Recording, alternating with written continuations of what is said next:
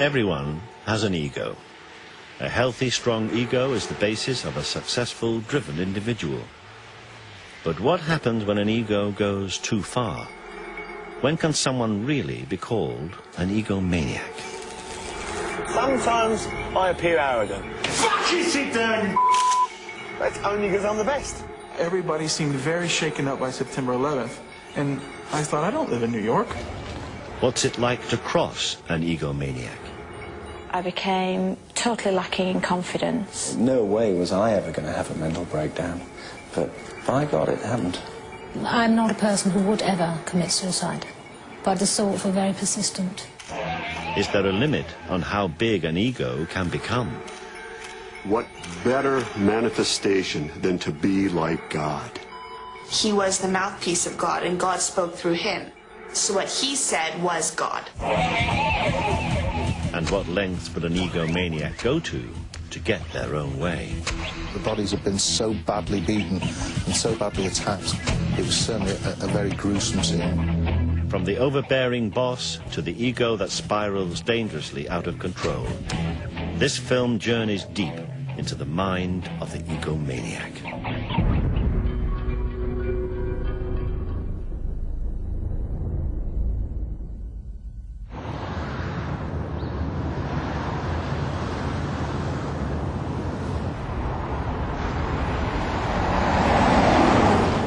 It's all right to be arrogant as long as you're not ignorant and you're the best at your job.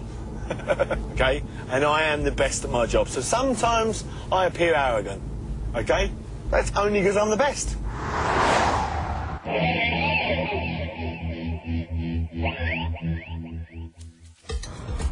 Huge egos are often found in the world of business.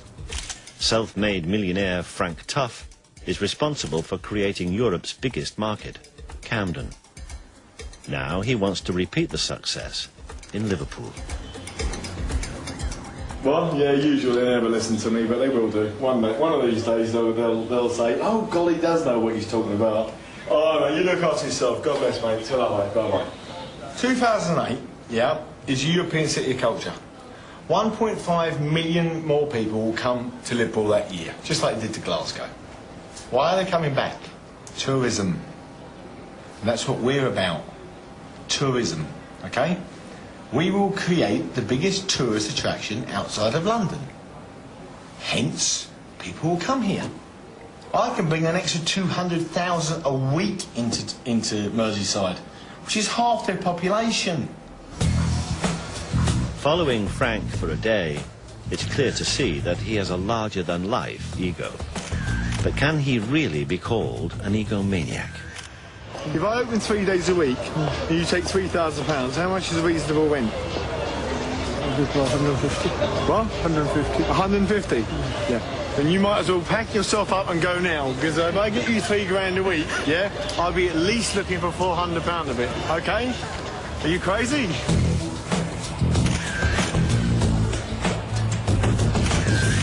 Yeah, he came in, I swear to God, he said, fuck you, fuck you, fuck you, fuck you. And I was, please, take a seat, mate. Just please take a seat. Fucking sit down, you I'm sorry for using that C word, but, you know, just lost it. And then by the time he got halfway down the corridor, I got past him. So, my brother's like, Frank, don't hit him.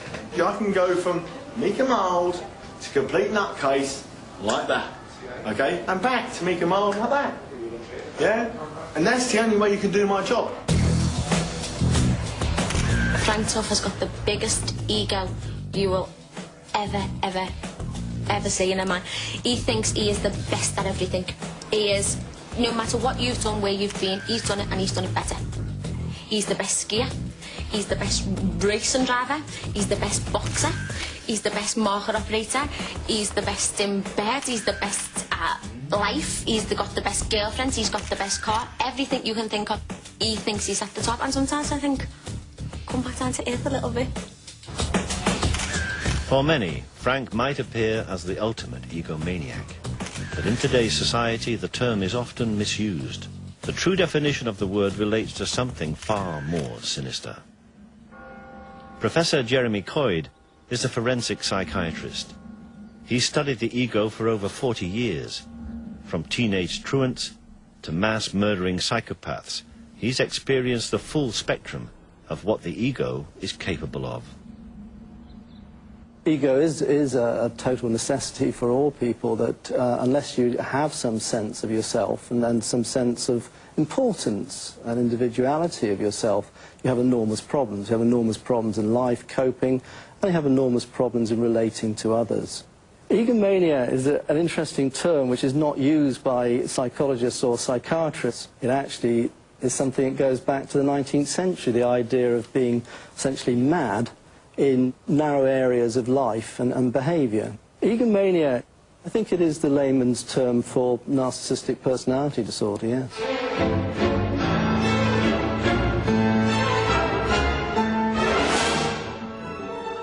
The term narcissistic derives from the mythical image of Narcissus, the boy who pined away at his own reflection and became a symbol of destructive self-love. One of the things that with narcissism is that everybody does need a degree of narcissism, and in fact narcissism relates to success in life. There's a direct relationship. The more narcissistic you are, the more financial, material success you have in life. Psychologists have defined a list of 9 characteristics associated with narcissistic personality disorder, or NPD. Many of us display these traits but learn to control them. But for those who cannot, like a pressure gauge, danger arises when the needle hits red. And Frank clearly displays 3 of the 9 characteristics. When you get confident and you can dance, yeah, the girls talk to you. And more girls talk to me than any. Arrogance. I created the biggest tourist attraction in the UK. So I know I'm good. Grandiosity. But perhaps Frank's most dominant characteristic is preoccupation with success. I drive myself hard because of failure. I never want to fail. Take the pay 105. Bollocks to it. You want something? I'm not a fucking stupid person, you know. I always want to succeed in everything I do. I want each and every one of those people chased up right now. Yeah. Okay? The ones that you know that are here, yeah. Okay, I want them in the next 29 fucking minutes. I want it now. I would call myself a very confident person, not an egomaniac. I would not call myself an egomaniac. He's an idiot. John Whelan, John. Can I shout any fucking louder? I'm a very, very quick learner. Might take me half a year to learn your job. Take me about half an hour to learn his. And about 15 minutes to learn hers. Okay? Sorry about that. That's my ego coming out. Although Frank displays 3 traits associated with narcissistic personality disorder, to be clinically diagnosed, you need to have 5 or more dominating your character at the same time. Such individuals have personalities that can border on the unhealthy. Everybody seemed very shaken up by September 11th, and I thought, I don't live in New York.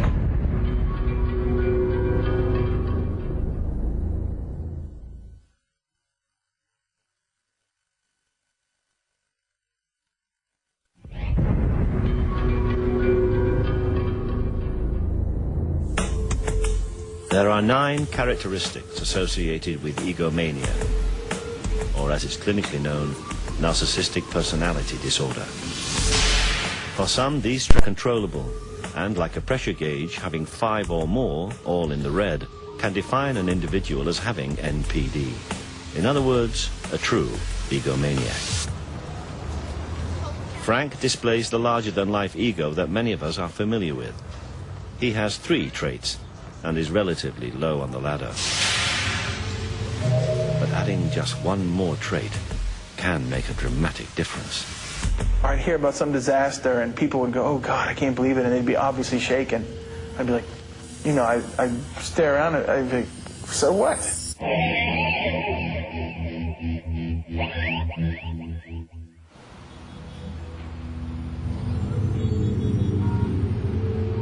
David sits on the next rung of the ladder. He has 4 characteristics associated with NPD, and the most dominant one is a lack of empathy. For fear of losing his job, he wishes to remain anonymous. I felt it very much on September 11th, as a matter of fact. I mean, everybody seemed very shaken up by September 11th. And I thought, I don't live in New York. I thought, boy, this isn't normal. Normal people don't feel this disconnected from the rest of humanity. I mean, they're not this selfish. Because people in my town were gathering out on the street and hugging and crying on September 11th. And I was just like, wow, something's definitely wrong with me, you know, because I'm not getting this. Lack of empathy is one of the key features of NPD. It's very subtle. They don't really care. They don't care if you're hurt. They won't be sad if you're heartbroken.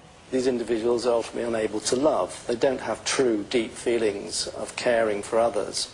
But actually lack of true feelings, lack of feelings of guilt, lack of feelings of remorse in the more severe cases of NPD can actually facilitate you getting what you want. If you don't feel sorry because you've hurt somebody or somebody's lost because you've conned them or you've committed a fraud, then what the hell? You get on.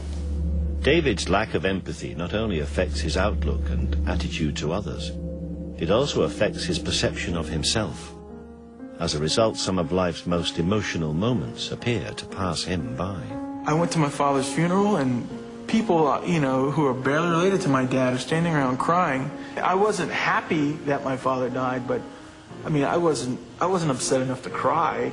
And I don't know why that is. I mean, because there's a certain amount of emotional barrenness involved in narcissism.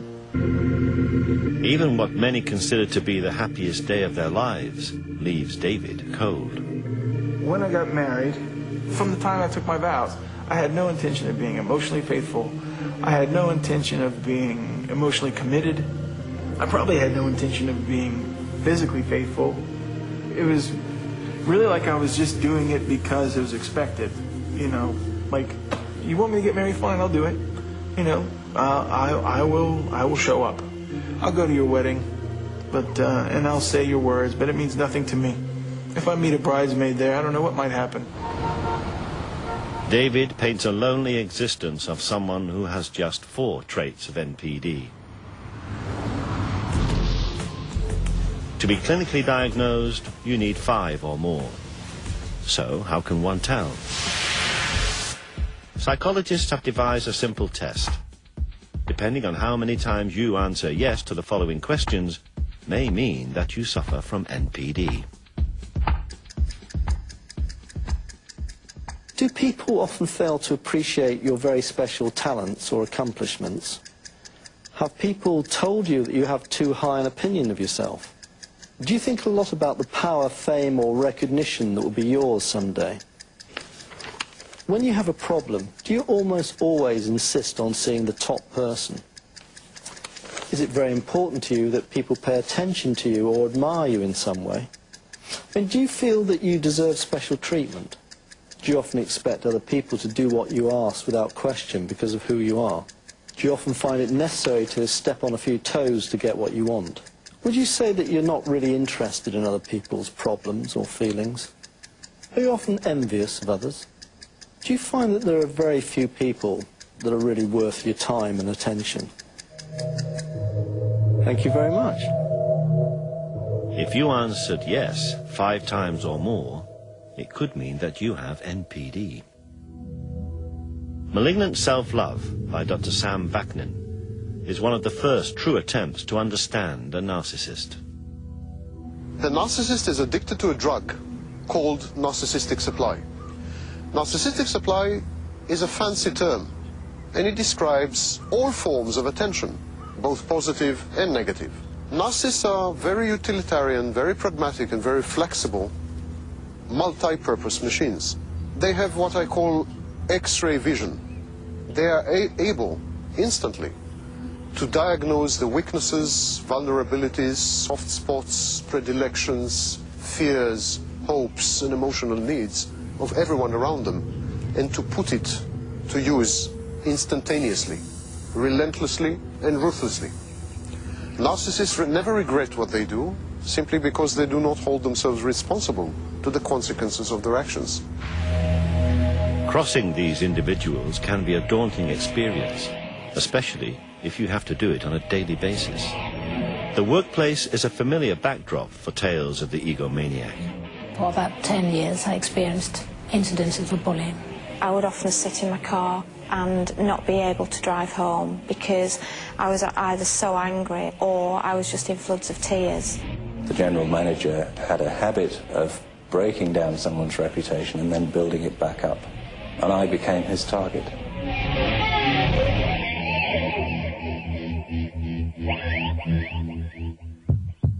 Charlotte was once a successful personnel manager for a high street store. Soon her dream job turned into a nightmare when her female boss began to make her life unbearable. When I first met her, she was extremely charming, very friendly and personable, and I felt that we would have a very strong working relationship. It was within a couple of months that things actually started to change. Her behaviour became very, very cool. She became very obtuse with me and seemed to constantly be critical of the work that I was doing. Adrian was a manager at a software company until a new boss joined the firm. My line manager called me into a room for an informal chat.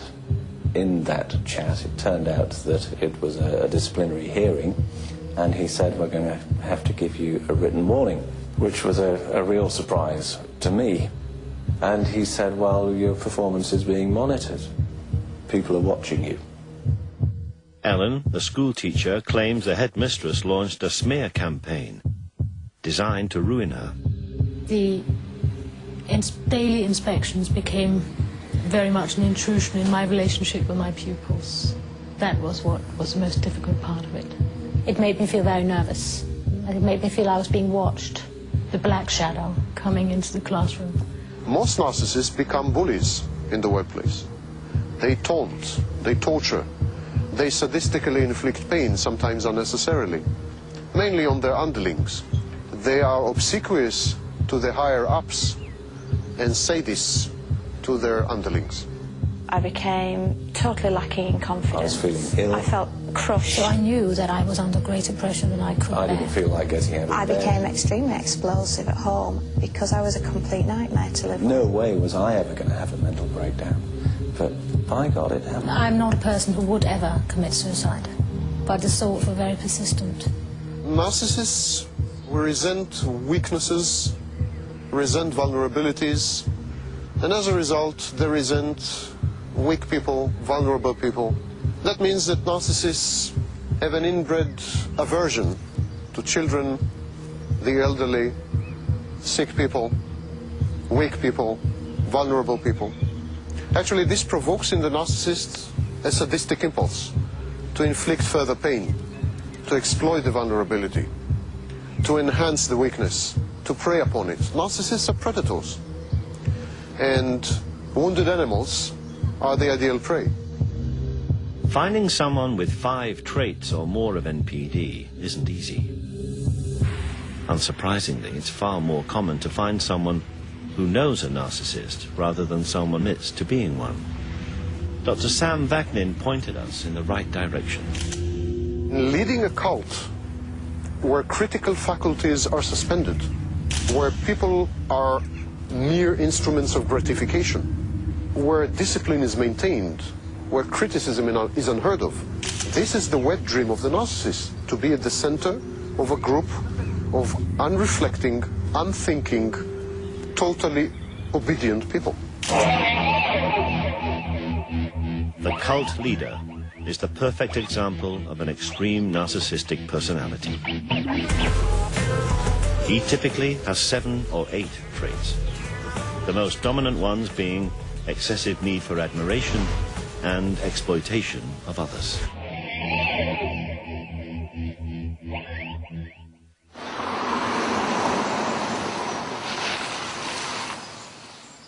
Bob Pardon has studied cults for 15 years. He runs a self-help group for victims and believes religion is the perfect tool for a narcissist to control others. We're going to be dealing this time with narcissistic personality disorder. And a number of years ago, Judy and I came across the material of a man by the name of Sam Vaknin. And you've probably never heard of this man before, but we have found that his material has been extremely helpful to us in working with folks who have come out of destructive groups. Well, from our perspective, the profile of a cult leader seems to fit almost like a hand in a glove a narcissistic personality disorder. MPDs are drawn to cult leadership primarily because religion is tailor-made for their fantasies. What better manifestation than to be like God? Of all the cult leaders, it would be hard to find a bigger egomaniac than David Berg. His cult, the Children of God, which he founded in 1968, ended up mirroring his own worst narcissistic characteristics. It soon became a global movement, expanding to over 130 communes. But for many, it was a prison of exploitation, abuse, and mind control. Some examples of David Berg's narcissistic personality disorder. He certainly had grandiose feelings. I mean, he felt that he was called by God as God's end-time prophet. He was predicting the end of the world numerous times. He was certainly obsessed with fantasies of unlimited success and fame. So there are numerous examples of Berg fitting NPD across the board.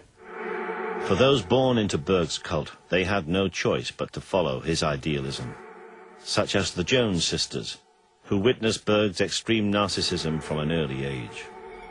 It was not that Berg was replacing God, it was that he was the mouthpiece of God and God spoke through him. So obviously we couldn't understand God, we were just, the stupid children, and he was the one that was going to explain God to us. So what he said was God.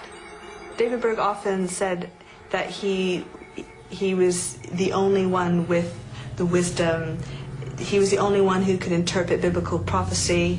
He was the last prophet of the end.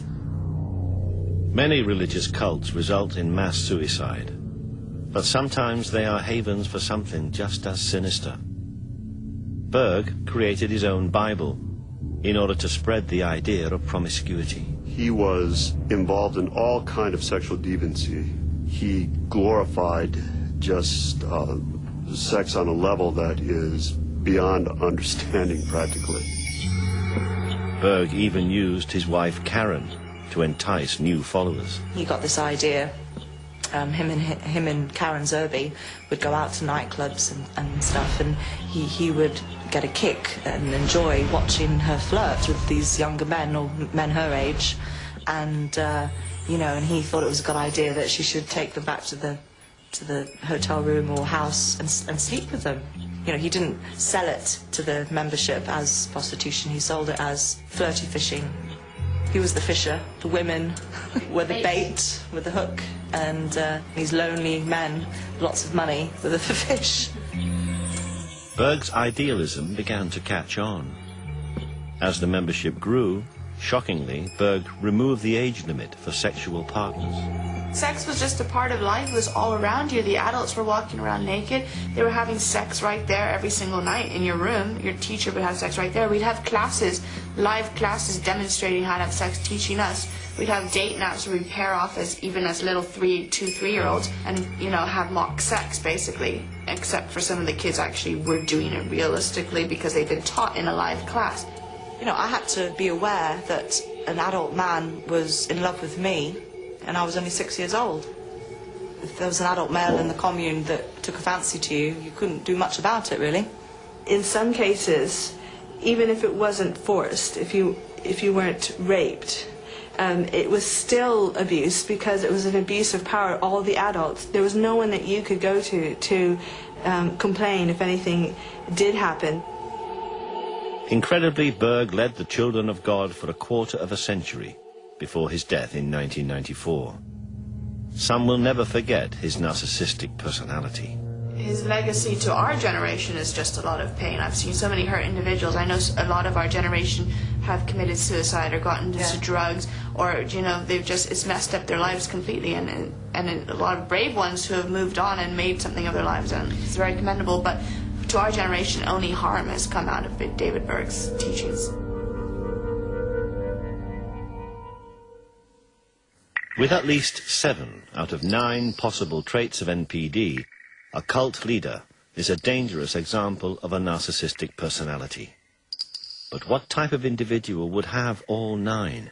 Never before has anyone been diagnosed with the full set. Until now. Normally, most individuals have 1 or 2 of the characteristics of narcissistic personality. Brian had 9. All 9.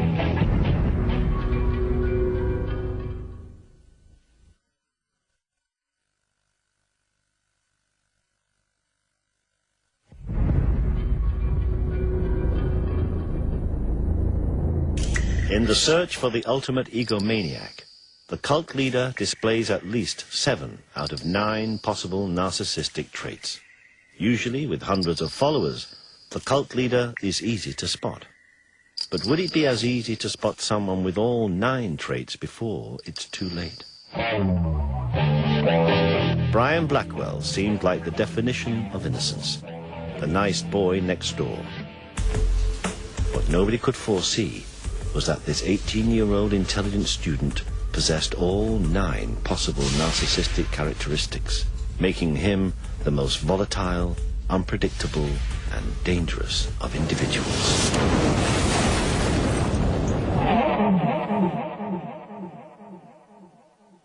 On the 6th of September 2004, the bodies of Brian and Jackie Blackwell were found in their home just outside Liverpool. It was certainly a daunting scene. The bodies had been so badly beaten and so badly attacked. It was certainly a very gruesome scene. There was a strong smell of decomposed bodies. There was a great deal of fly activity in the house. And it was quite a remarkable scene in so much as that it was a house that had been closed up. As it turned out, probably 6 weeks earlier the murders had been committed. So in actual fact, it was quite a disturbing sight. There were substantial amounts of injuries and wounds to both Mr. and Mrs. Blackwell. I think they used the term frenzied attack, and that's perhaps used quite commonly these days, but certainly there were numerous injuries to both of them. Police began to investigate the murders, and it wasn't long before Brian Blackwell Jr. became a suspect and was interviewed. He denied, of course, being involved in the death of his parents, and he was quite adamant, in fact, that first of all, that we may have it wrong that they weren't his parents, and secondly, that he had any involvement whatsoever in it. And that went on for several sort of hours of interview. As the police continued to interview Brian, they made a breakthrough in the case. They discovered a hammer amongst his possessions believed to be the murder weapon.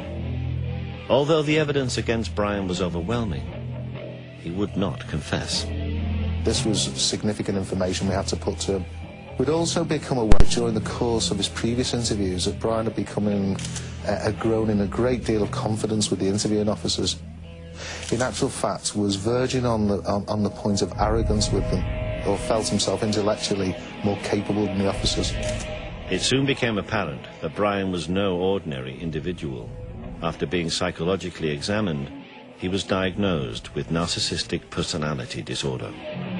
I became involved with the Brian Blackwell case because I was actually asked to explain to the media, who were in a furore about the case, about what was narcissistic personality disorder. It seemed to be a mystery condition. Somebody needed to explain it, and so that job fell to me. Psychiatrists are reluctant to diagnose NPD so early, particularly in someone who was 18.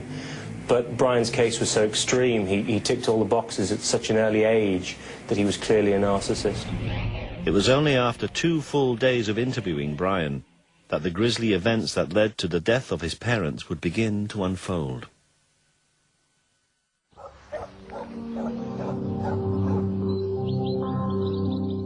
From an early age, growing up in Melling, Brian's behaviour didn't go unnoticed.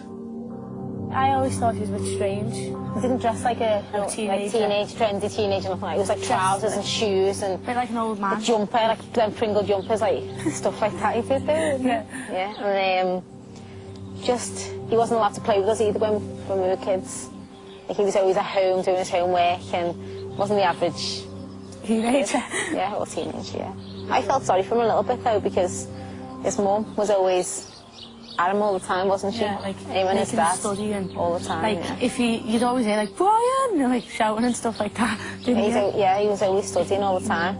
Brian's relationship with his mother is very interesting. It would appear that Jackie Blackwell was quite a difficult person to live with. Most of her emotional needs were met via Brian. She doted on him, and she very much seemed to want to keep him as a younger child. He says that his mother used to control every aspect of his life. When Brian attended Liverpool College, the controlling hand of his mother was never far away. Apparently she chose his clothes, and according to him even went so far as to dress him physically in the morning. He says that she used to bath him also, which of course for a 17-year-old boy is totally inappropriate. He would have perceived that as being very humiliating and intrusive. She ruled him. It was like she dressed him, she told him what to wear, she told him what to eat, what to, just how to do everything.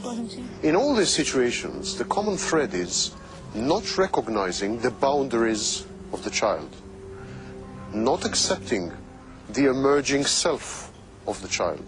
The child is not allowed to separate from the parents.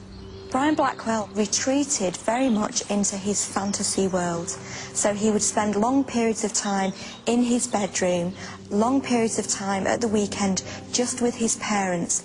The patient creates a false self and replaces his true self with this concoction. He would fantasize about being a brilliant tennis player, somebody who was hugely popular and had all of the trappings of a successful sportsman. The patient then uses the false self to garner and collect narcissistic supply from people around him. Attention, adulation, admiration, affirmation, applause, and even notoriety and infamy are forms of narcissistic supply. Brian's false ego as an international jet-set tennis player took on a life of its own and soon gave Brian the confidence to meet girls. A very important development in the Brian Blackwell case was that he met Amal, a girl at college. Now, there was some competition for Amal's affections, and Brian felt that he really needed to impress her. He told her that he would buy her a car, and he did so. In order to do this, he needed to access money, and he had no money of his own, so he used any means necessary. Without his parents' knowledge, Brian emptied a trust fund to finance his make-believe celebrity lifestyle. He also employed her as his secretary. Now, this was a fictitious position. She believed that he was sponsored by Nike and Fisher because he was a tennis player. Now, he had no such sponsorship. He wrote a very long document detailing Amal's duties as his personal secretary, and he even paid her a cheque for £39,000, which obviously bounced because he only had 9 pence in the bank. The defining moment came when Brian invited Amal on holiday to the States to watch him play in a fictional tennis tournament. She agreed. Now, eventually, he had to stand by his word and take Amal on holiday. And so I think it's significant that the death of his parents occurred the night before he was due to go away. Secretly, using his father's credit card, Brian bought 2 plane tickets to New York over the internet. But after finding them, his parents decided to confront him. Brian? On this particular occasion, Brian says that he simply snapped. Never criticize the narcissist. Brian. Never disagree with the narcissist. Brian. Never hint that the narcissist is powerless. Tell me what this is all about. That the narcissist is ignorant. That the narcissist is incapable of doing something.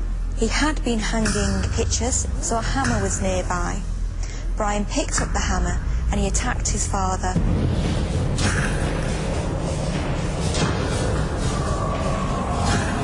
He said that he just launched the hammer at his father's head.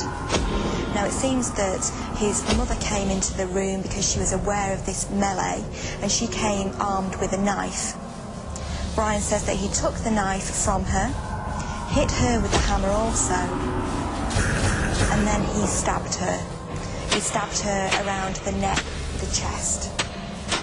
He then returned to his father and he stabbed him in the throat and in the chest. He stabbed him at least 23 times, and the force of the blows were quite phenomenal. In fact, his father's false teeth were knocked clean out of his mouth by one blow, which also fractured both sides of his jaw. He dragged his mother by her feet, very unceremoniously, into the bathroom.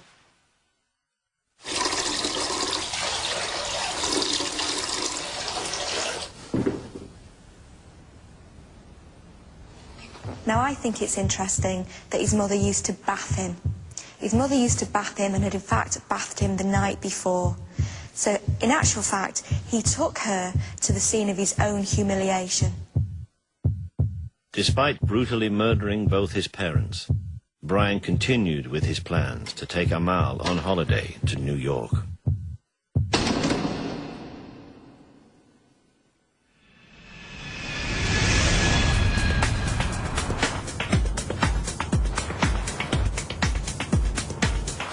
One of the most incredible features of this is that, having killed his parents, that within a very short period of time, he seems to have been able to switch off this awful event, meet up with his girlfriend, go on holiday, to the extent that he then spent almost 2 weeks with her, where she never suspected for a moment, apart from one incident she recalls that he seemed to be getting upset and went into the bathroom and came out minutes later and was fine. And he was able to put this whole horrific event, you know, to the back of his mind. 2 weeks later, Brian returned to the house. He actually went back into the house to get something whilst his parents were there and then came out again. Now, at the time he did that, the parents must have been in an extremely advanced state of decomposition. And yet he was able to sort of deal with that, come away and then carry on the facade. It was quite bizarre. Finally, after 2 days of questioning, Brian confessed to killing his parents. His case made British legal history. Narcissistic personality disorder was used for the first time successfully as a defence against murder in Brian's case. Brian was convicted of manslaughter and not the murder of his parents. The court accepted that his responsibility for his actions was diminished by the fact that he had a narcissistic personality disorder. Although Brian Blackwell's charges were reduced, it seems unlikely that he will ever be released. He certainly cannot be interviewed. Actually talking to someone who suffers from all 9 traits of NPD, who wasn't a cult leader or already in prison, appeared to be an impossible task. Narcissists never admit their faults. Narcissists never accept responsibility. It's not like the narcissist is likely to come forward and proudly say, I'm a narcissist, and it's not something to be proud of. And it's not something the narcissist admits to. No, forget this. It's very bad. Bloody hell. Just a second. These kids, shoot them. However, sometimes the answer can be staring you right in the face. Listen, if the answer is not what you expected, cut camera. I've repeated it 17 times. Cut.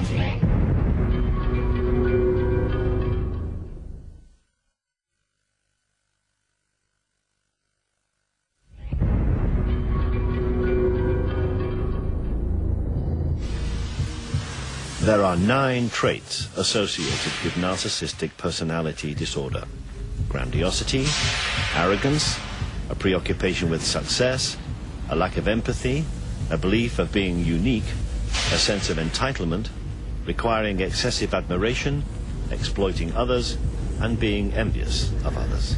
Until now, it seemed as though interviewing someone with all 9 traits wasn't realistic. By definition, it would make them an extremely dangerous individual. But after 2 days of interviewing the world's leading expert on NPD, it soon became clear why Dr. Sam Vaknin was such an authority on the subject. I've been diagnosed with a narcissistic personality disorder, and therefore I'm a narcissist. And all the traits that I've enumerated before exist abundantly within me, I'm afraid.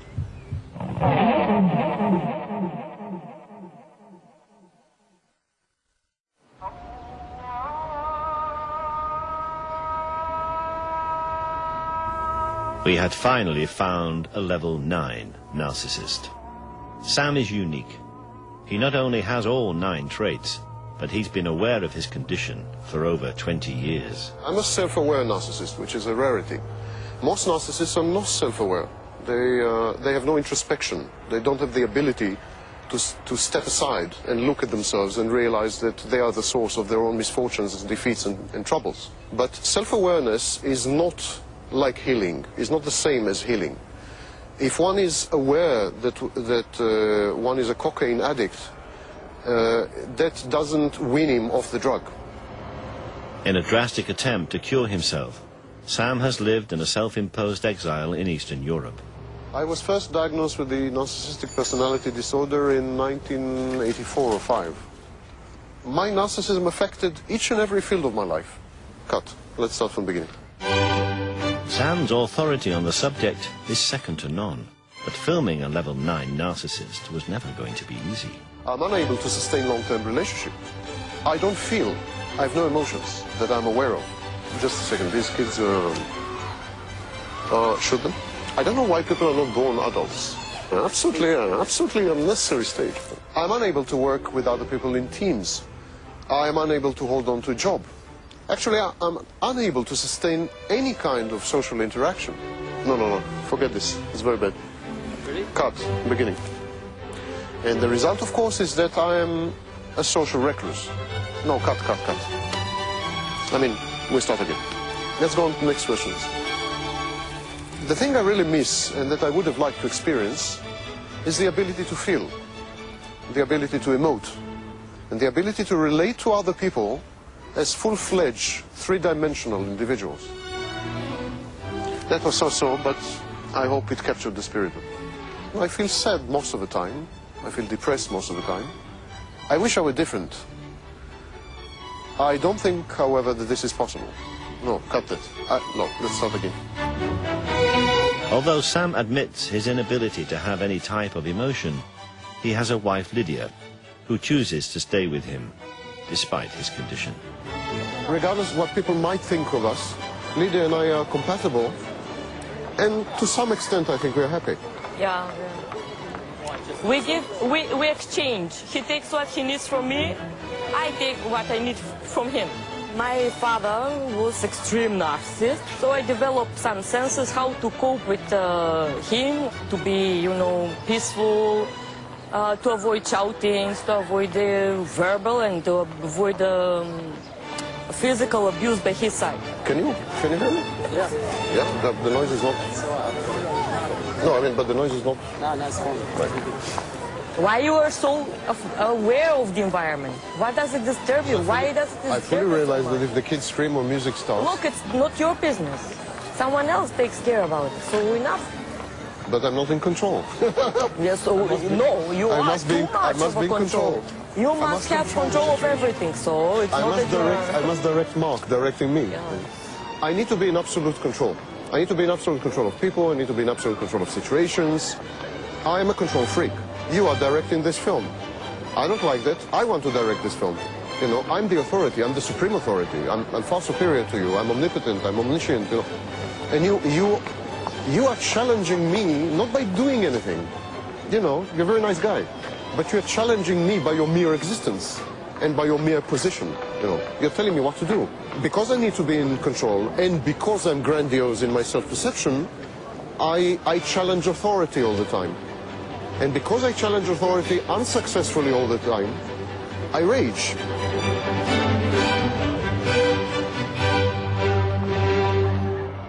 Sam is able to offer a unique insight into why an extreme narcissist can suddenly rage uncontrollably, as Brian Blackwell's defense claimed that he'd done. When I feel insulted or injured, I feel that I have been negated, that I've been annihilated. I feel that I'm dissolving into molecules. I feel that my very being, the core of my being, my essence, is being threatened directly. And I feel that I have to immediately restore balance by nothing less or nothing short of eliminating the source of frustration. It's not really vengefulness or vindictiveness. It's a desperate attempt to kill even the slightest hint of criticism or disagreement, threatens the precarious balance that I've created over many years, the balance that constitutes my personality. You are out to destroy and kill me, so I'm out to destroy and kill you. Dr. Sam Vaknin, Brian Blackwell, and cult leader David Burke are all extreme examples of narcissistic personality disorder. But can they be cured? It's very difficult to cure personality disorder. Personality disorder, by its very definition, is an enduring and stable part of somebody's psychological makeup. But what you can do is that you can help people to control their traits. Many therapists and mental health professionals will tell you that narcissism is treatable, that it can be either reversed or utterly cured, or at least some of the behaviors can be modified. And that is largely untrue. Narcissism is the narcissist's personality. You can't cure the narcissist because you can't take away his personality. It's estimated that there are as many as 6 million people worldwide who may be suffering from varying degrees of NPD. But with such an underdiagnosed condition, that number could be far greater. So it's very difficult to know who exactly has it, because by its very definition, if you are narcissistic, you think that you are better than other people, you're great, so you're not going to go to the doctor and complain. What is certain is that those diagnosed with narcissistic personalities, in other words, true egomaniacs, satisfy their need by preying on others. And for that reason, they will never go hungry. We are superior subspecies. We transcend humanity. We are Nietzsche's Superman. We deserve the subservience and the availability of everyone around us. Luckily, every year 100 million people are born throughout the world. We have 100 million new choices every year.